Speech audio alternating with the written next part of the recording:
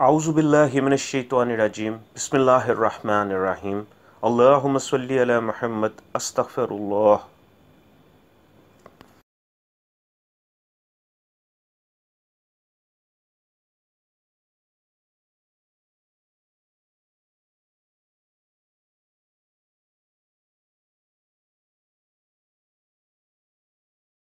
मुसलमान नेक जिन्नात हमेशा से ही औलिया कराम की फर्माबरदारी और खिदमत करते आए हैं। उनके बदले में वह उन औलिया कराम से ऐसे ऐसे बाकमाल वजीफ़े और अमाल पाते हैं जो इंसानों को बहुत कम मालूम हैं। जिन्नात के पास ऐसे कितने ही करिश्माती वज़ाइफ होंगे जिन तक इंसान आज तक नहीं पहुंच सके। अल्लामा लाहौती फरमाते हैं कि जिन्नात से मेरा बहुत पुराना और गहरा ताल्लुक़ है। जिन्नात के यहाँ आना जाना, उनके शादी ब्याह, उनकी खुशी गमी और उनकी मजहबी तकरीबात में शामिल होना मेरा साल हर साल का मामूल है। और इन साल हर साल के तजुर्बात के हक़ाइक़ इतने ज़्यादा हैं कि अगर मैं उन हक़ाइक़ को 100% बयान कर दूँ तो मेरी बातों को शायद कोई तस्लीम ना करेगा। कुछ अर्सा पहले मुझे जिन्नात की शादी में जाने का मौका मिला। एक बहुत नेक और मुखलिस जिन की बेटी की शादी थी। मैं उसकी शादी पर गया था। अल्लामा फरमाते हैं, मैंने वहाँ एक जिन देखा जिसकी शक्ल सूरत और चेहरे में नूरानियत और रूहानियत महसूस हो रही थी। नामालूम मुझे क्या हुआ, मैं खुद उनके पास चला गया और उनको सलाम किया। उन्होंने सलाम का जवाब दिया तो मैंने पूछा, आप कहाँ से तशरीफ़ लाए हैं? उन्होंने बताया, मैं बगदाद से आया हूँ और मैं पीराने पीर हज़रत शेख अब्दुल कादिर जिलानी रहमतुल्लाह अलैह की तुरबत के पास बैठकर मुस्तकिल दुरूद पाक पढ़ता रहता हूँ। अल्लामा कहते हैं, मैंने पूछा कि आप यहाँ कैसे आए हो? तो वो बोले कि दरअसल ये जिन्नात मेरे दूर पर एक रिश्तेदार हैं।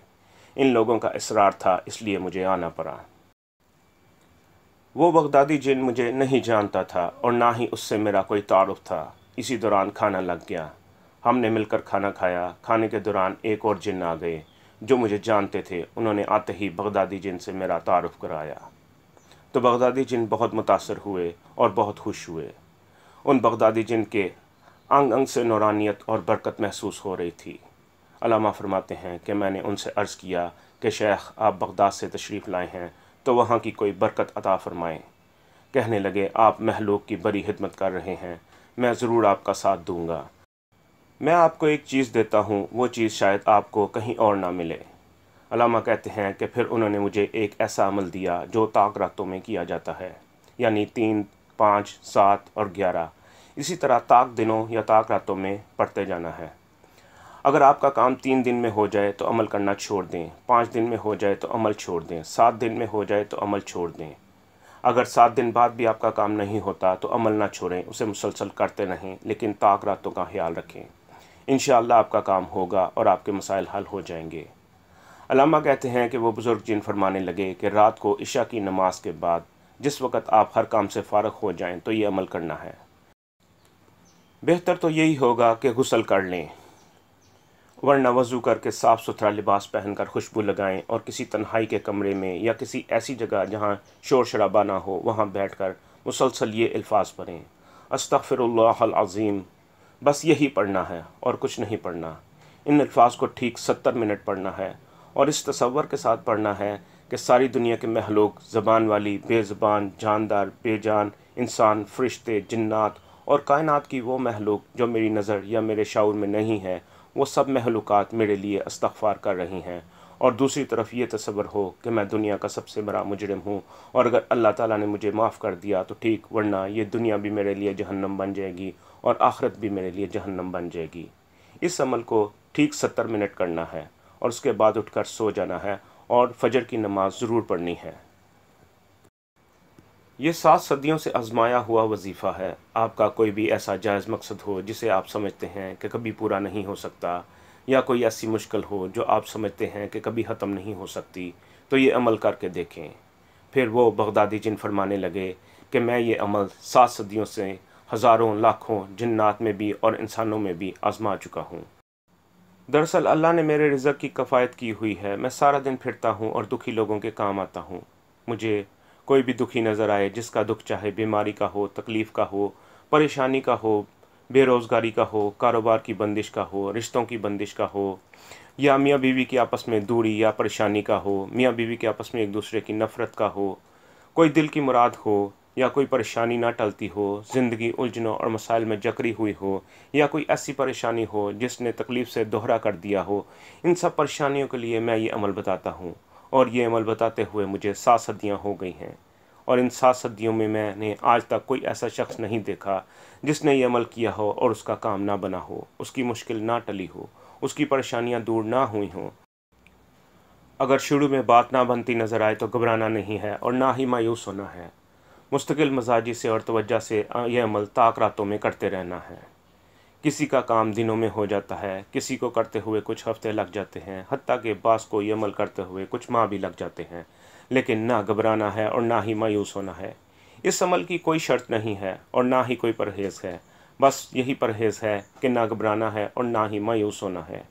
इन अल्फाज को उसी तसव्वुर के साथ पढ़ना है जो पहले बताया गया है। ये तसव्वुर जितना मजबूत होगा, जितना ताकतवर होगा, जितनी उसमें जान होगी, उतनी ही ज़्यादा इस अमल के कमालात मिलेंगे। अलामा फरमाते हैं कि फिर उस बगदादी जिन ने बताया कि उनको ये अमल कहाँ से और कैसे मिला। वो बताते हैं कि मैंने जो कुछ पाया है दरूद पाक से पाया है, और ये जो अमल मैंने बताया है ये भी दरूद पाक की बरकत से ही मिला था। वो ऐसे कि एक दफ़ा मैं पीराने पीर शेख अब्दुल कादिर जिलानी रहमतुल्लाह अलैह के मज़ार में बैठा मुस्तकिल दरूद पाक पढ़ रहा था। और मैं दरूद पाक हमेशा किबला रुख होकर पढ़ता हूँ, और पीराने पीर के मज़ार के साथ जो मस्जिद है मैं हमेशा उसी में बैठकर दरूद पढ़ता हूँ। मैं मज़ार के करीब ही बैठकर दरूद पढ़ रहा था कि मैंने महसूस किया कि मेरे पीछे कोई आदमी है और वो भी दरूद पाक पढ़ रहा है। मैं अपनी मस्ती में मस्त था। आधी रात से ज़्यादा का वक्त था। मैंने महसूस किया उस शख्स के दरूद पाक की हैबत मेरे ऊपर पड़ रही है और मेरे से दरूद पाक नहीं पढ़ा जा रहा है। आखिर मैं खामोश हो गया और पीछे मुड़कर देखा तो एक बहुत नूरानी शक्ल वाले बुज़ुर्ग बैठे थे, जिनके सर पर सफ़ेद पगड़ी थी, उनकी सफ़ेद दाढ़ी थी। बगदादी जिन फरमाते हैं कि मैंने मुसाफे के लिए हाथ बढ़ाया तो उन्होंने मेरा हाथ पकड़कर चूमा और घसीट कर अपने गले लगा लिया और फरमाने लगे, तेरा दरूद जहाँ अल्लाह के नबी सल्लल्लाहु अलैहि वसल्लम को अच्छा लगता है वहाँ मुझे भी अच्छा लगता है, ये दरूद पढ़ते रहना। मैंने पूछा, आप कौन हैं? तो उन्होंने फरमाया, जिनके मज़ार पर आया बैठा है मैं वही हूँ। मैं हैरान हुआ और कहा, आप शेख अब्दुल कादिर जिलानी रहमतुल्लाह अलैह हैं? तो फरमाने लगे, हाँ मैं ही अब्दुल कादिर हूँ और तुम्हें मिलने और तुम्हारा हाल पूछने आया हूँ। तब शेख ने किसी भी अमल की कबूलियत का राज बताया और कहने लगे, मुझे पता है तू पढ़ते पढ़ते थक जाता है और कभी कभी घबरा जाता है कि ना मालूम मेरा पढ़ा हुआ दरूद कबूल भी है या नहीं। बस एक बात याद रखना कि एक अमल को करने के बाद अगर दूसरे अमल की तौफीक मिल जाए तो समझ लो कि पिछला अमल कबूल है। इस दरूद को पढ़ना कभी ना भूलना। और फिर वो जाने के लिए मुसाफा करने लगे तो मैंने उनका हाथ पकड़ लिया और कहा, शेख अगर आज आप तशरीफ़ लाए हैं तो अपनी अनायात में से कुछ अनायत करते जाएं। शेख रुक गए और फरमाया, अगर तू कायनात के ख़जाने चाहता है, रिज़्क़ के, वुसअत के और बरकत के ख़जाने चाहता है, मुश्किलात का हल चाहता है और चाहता है कि तेरा काम जल्द अज जल्द हो जाए, तो फिर रात को हर काम से फ़ारिग होकर रोज़ाना बैठकर 70 मिनट अस्तग़फ़िरुल्लाह अल अज़ीम पढ़ा कर। और ये 70 मिनट इस तसव्वुर के साथ हों जो पहले बताया गया है। अगर बेतसव्वुर पढ़ा तो इससे फ़ैसले नहीं होंगे। अगर तू पढ़ते हुए ऊँग रहा है तो इससे वो फ़ैसले नहीं होंगे जो तू चाहता है। ये अमल देकर शेख एकदम गायब हो गए। बगदादी जिन ने मज़ीद बताया कि उस दिन के बाद मैंने दरूद पढ़ना कभी नहीं छोड़ा और मेरे दिल की भी कुछ मुरादें थीं जिनके लिए मैंने अस्तग़फ़िरुल्लाह अल अज़ीम का अमल पढ़ना शुरू कर दिया। बस इस अमल का पढ़ना था कि मेरे मसाइल हल होना शुरू हो गए और मेरी मुश्किलात दूर होना शुरू हो गईं और मेरी ज़िंदगी की तंगियाँ और नाकामियाँ ख़त्म हो गईं और मैं कामयाबियों की तरफ बढ़ने लगा और मेरे मसाइल एक एक करके हल होते चले गए। मेरे पास पहले भी लोग अपने मसाइल हल कराने के लिए आते थे। पहले मैं कुछ और अमल देता था, लेकिन शेख से मुलाकात के बाद मैंने लोगों को बस यही अमल बताना शुरू कर दिया। आज 7 सदियाँ हो गई हैं और इन 7 सदियों में मुझे याद नहीं कि किसी ने मेरे बताने पर यह अमल किया हो और उसको फ़ायदा ना हुआ हो। गफलत और बेयकीनी से करने वालों का तो कुछ नहीं कहा जा सकता, लेकिन जिसने भी यकीन से ये अमल किया उसको इसका सिला मिला और बहुत कुछ मिला। रिज़्क़ मिला, इज़्ज़त मिली, रिश्तों की बंदिश दूर हुई, घरेलू झगड़े और परेशानियाँ दूर हुईं, दिलों की मुरादें पूरी हुईं, बेगुनाह लोगों को जेलों से खलासी मिली, गुनाहों से खलासी मिली। कुछ ऐसे भी थे जिन्होंने सिर्फ़ वलायत के हसूल के लिए पढ़ा, रूहानियत और नूरानियत के लिए पढ़ा और बरकत के लिए पढ़ा। उनको बरकत मिली, राहत मिली, करम और फैज़ मिला। उनकी दुनिया भी बनी और आखिरत भी बनी।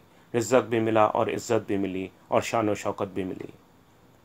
अल्लामा फरमाते हैं, उस बगदादी जिन ने ये अमल मुझे दिया और मैं ये अमल आपको देता हूँ।